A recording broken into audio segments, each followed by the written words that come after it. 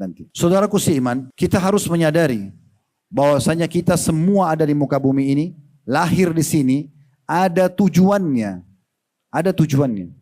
Kita lahir dari rahim ibu kita, lalu kemudian kita tiba-tiba sudah punya status sebagai anak. Ibu kita punya status sebagai ibu, ayah kita punya status sebagai ayah. Kemudian semua ini ada. Cahaya, air, udara, api, semuanya ada. Lingkungan kita ada. Pola kehidupan dan roda kehidupan sedang berjalan. Ini semuanya ada tujuannya. Islam sudah mengajarkan kepada kita tentang tujuan tersebut. Jangan keluar dari tujuan itu. Jangan sampai justru kita mengambil dan menikmati pernak-pernik yang meninggalkan tujuan utama kita hidup. Allah mengekalkan dalam surah Az-Zariyat, surah nomor 51 ayat 56.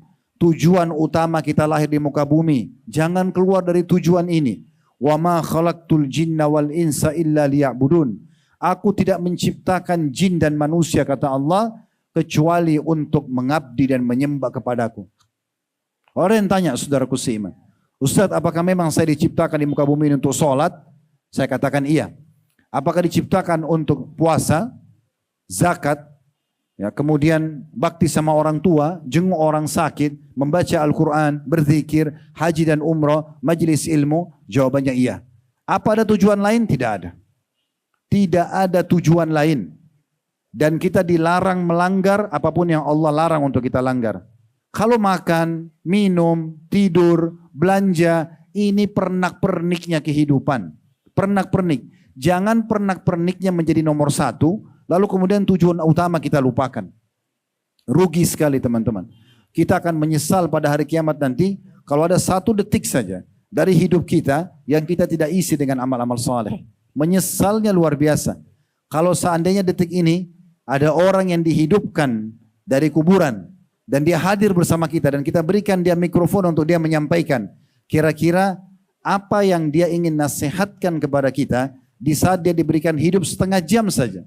Setengah jam diberikan waktu untuk hidup, kira-kira apa yang akan dia ucapkan kepada kita? Atau bayangkan setiap orang di antara kita sekarang meninggal, baru tadi diantar di kuburan dan dikuburkan, kemudian Allah berikan kesempatan dia hidup 5 menit, tidak usah setengah jam, untuk dia menyampaikan apa yang dia rasakan dan dia lihat di alam kubur. Kira-kira apa yang akan dia sampaikan kepada kita, saudaraku sekalian?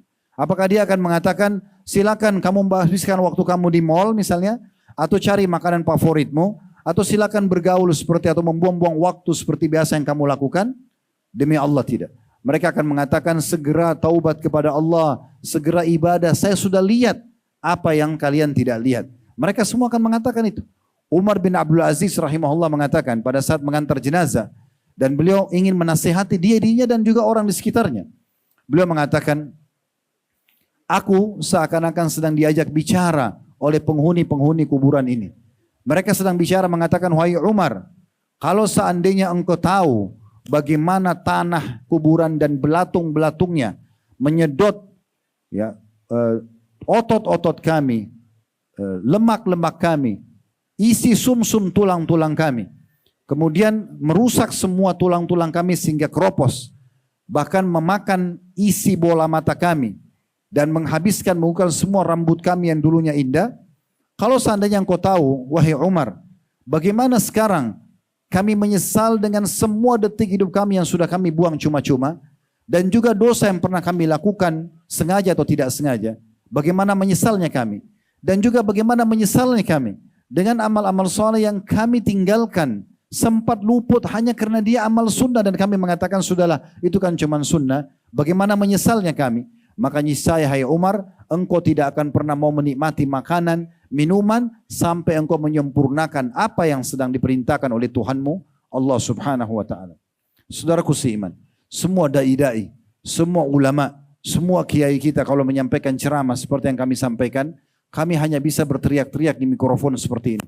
Kami tidak mungkin datang ke rumah Bapak Ibu dan saudaraku seiman untuk mengawasi Anda setiap saat. Ngetuk rumah, ayo sholat, ayo tutup aurat, ayo tinggalkan yang haram, riba, zina, bohong, menipu. Itu enggak mungkin. Maka Anda harus engah. Orang yang cerdas sampai padanya sebuah peringatan, maka dia akan jadikan sebagai pegangan hidupnya. Dia akan jadikan sebagai pegangan hidupnya. Dia jadikan sebagai pegangan hidup sehingga tidak ada yang jadi masalah buat dia.